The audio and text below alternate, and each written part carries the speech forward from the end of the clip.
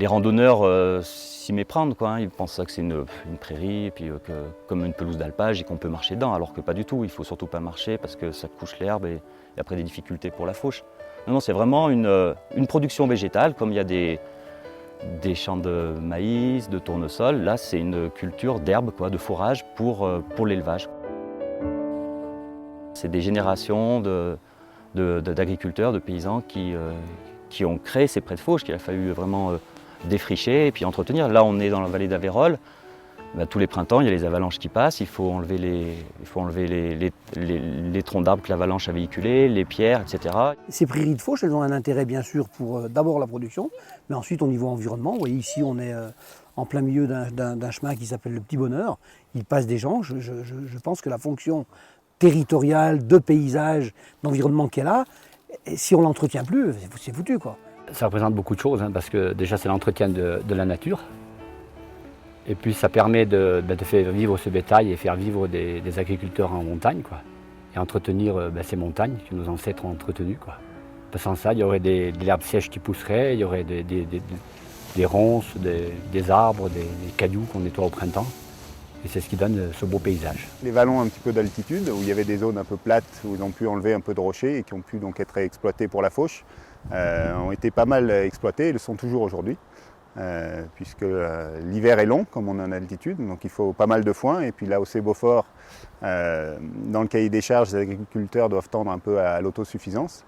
Donc du coup, les prairies sont encore bien exploitées et il y a assez peu d'abandon, même s'il y en a eu quand même sur les terrains les plus difficiles. Et puis c'est aussi un signe de vie et d'activité humaine, hein, d'une montagne habitée qui est encore exploitée. Il n'y a pas forcément d'espèces très rares, quoi, hein, des espèces qu'on appelle nous patrimoniales. Je parle pour le monde végétal, pour les plantes, hein.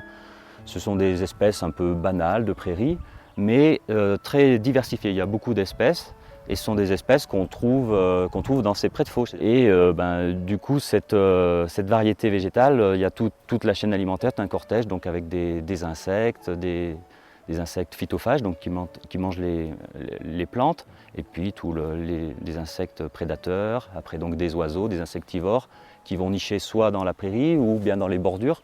Ce qui est important, ces prés de fauche aussi, c'est ce qu'on appelle les phénomènes de bordure. Donc la prairie est très riche, mais également l'homme, donc pour cultiver, là on voit, on est sur un tas de pierres. Donc les pierres ont été accumulées, ont été stockées en périphérie des prés.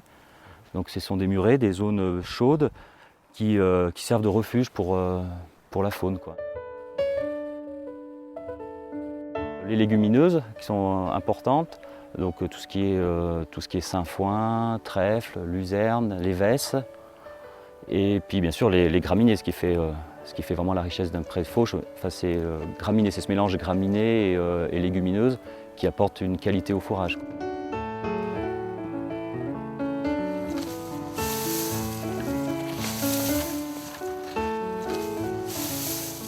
Si ces prairies sont peu à peu abandonnées, et certaines ont déjà été abandonnées, hein, c'est qu'il y a des bonnes raisons. D'où l'idée de contrat où on propose à l'agriculteur donc de continuer des modes d'exploitation favorables à la diversité d'espèces.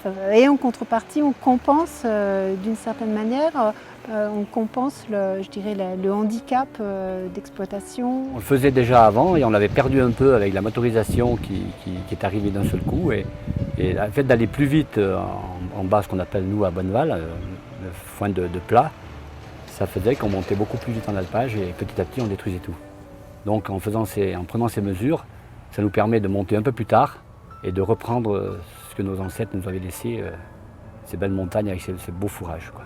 Il y a bien un compromis et un contrat entre des agriculteurs qui ont des pratiques et qui essayent de dire et de maintenir un équilibre entre des pratiques où on a besoin de faire de la qualité de fourrage.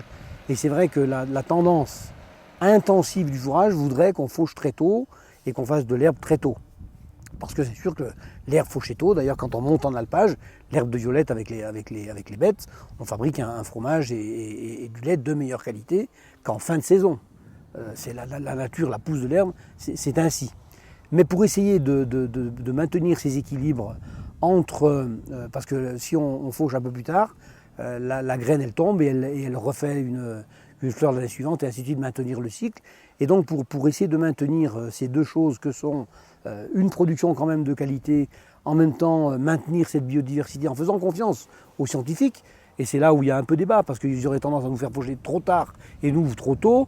On essaie de trouver un équilibre au milieu en disant, bon ben voilà la juste mesure. Toutes les prairies ne sont pas concernées par ce projet agro-environnemental. Ce qu'il faut voir, c'est que ce contrat, c'est une sorte de compromis entre l'intérêt agricole et l'intérêt écologique. On demande à l'agriculteur de rester sur des modes d'exploitation extensifs qui étaient les modes d'exploitation habituels dans ces prairies, hein, c'est-à-dire une fauche plutôt tardive et une fertilisation modérée, voire très faible dans certains cas. On a trouvé un bon compromis. J'aimerais que ce soit toujours le cas comme ça, malheureusement, avec l'environnement, c'est pas toujours le cas. J'aimerais que ce soit toujours le cas, qu'on puisse s'entendre comme ça, parce que c'est, à mon avis, dans ces équilibres-là, qu'on trouve le juste milieu pour tout le monde. Et c'est vraiment ça, ce que moi j'exprime et que je défends, tant du côté des écologistes que du côté de certains paysans qui ne veulent pas en entendre parler.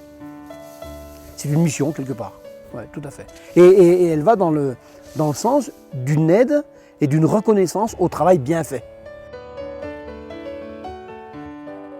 Ça correspond à des pratiques, c'est pas quelque chose qui a été inventé, ça correspond à des pratiques actuelles. D'ailleurs, pour certaines prairies, on va dire peut-être les plus difficiles d'accès, les plus éloignées, sont actuellement conduites de cette manière. Ça correspond un peu à ce que nos ancêtres faisaient autrefois, quoi.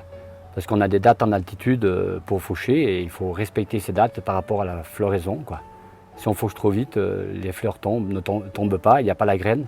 Et au fil des années, on va perdre ce fourrage et perdre ces belles fleurs, quoi. Je pense que les fleurs font partie de la qualité, à condition qu'elles ne soient pas faites trop tard et qu'elles soient dures comme des triques, comme on dit chez nous. Mais si c'est fait au bon moment, bien sûr que je pense qu'une prairie fleurie, elle est bonne pour l'environnement, elle est bonne pour l'animal.